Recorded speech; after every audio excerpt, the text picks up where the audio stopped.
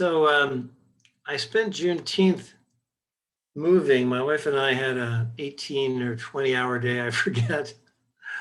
So I'm kind of celebrating surviving that. And so this first poem is called After Surviving Another Move. We've moved many times in our years together. After surviving another move, another striking of the set, another play closing, because even though the show must go on, there is no assurance that I will have a part I like. After simply waking up in this same old body, sitting out on a tiny porch made by some set builders I'll never meet, wondering, is this nothing but an apartment in the city of death, like Kabir said?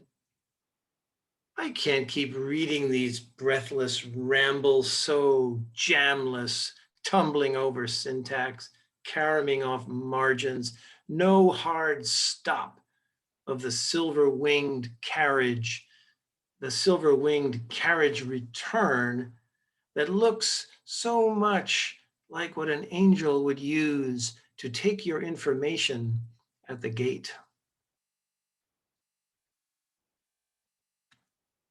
Moving is stressful, we all know that.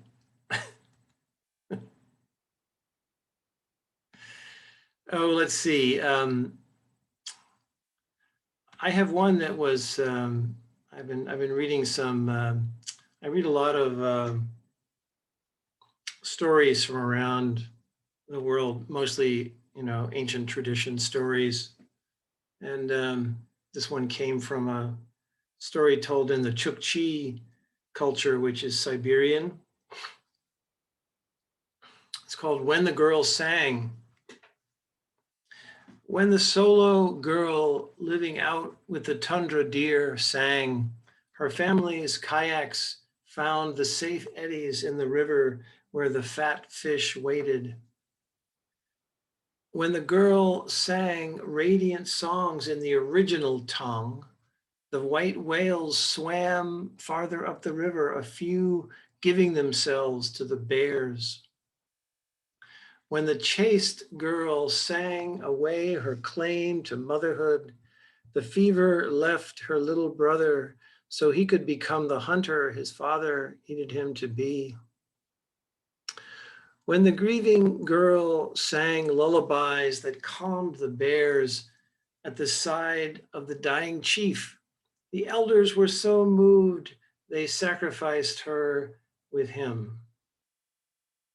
When the grave was revealed after 200 generations, her bones were wrapped in furs, a whalebone necklace sagged through the empty space where a song once gave rise to a river.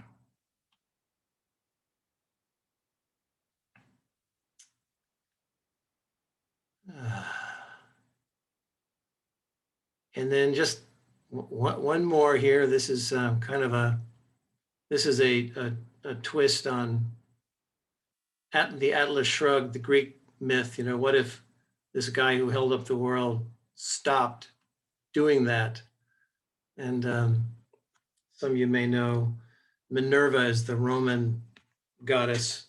My wife and I came across a church in Assisi some years ago, and it was all feminine energy in there. It was amazing. We found out later it had been built in the Roman era as a temple to Minerva.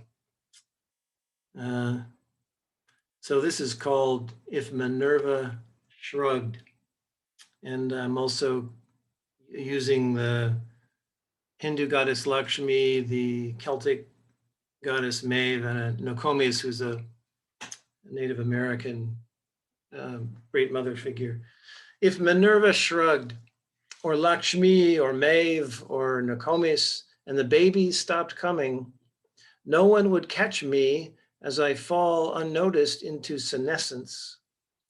Not only the linearity of time breaking up and putting the faces of others on my familiars, but conflating this fresh painted place with a child imagined private Avalon, which is where I insist on believing I will wind up anyways, though I will not recognize the place, for there is no one to hold my hand, the way my sister did on the first day of grade school, those hard floor, harsh lit halls, booming with stentorian tones of Principal Goodfield, who first taught me to fear my own voice, doubt my own instinct, clamp a stone cover on that original blessing, that well of elation.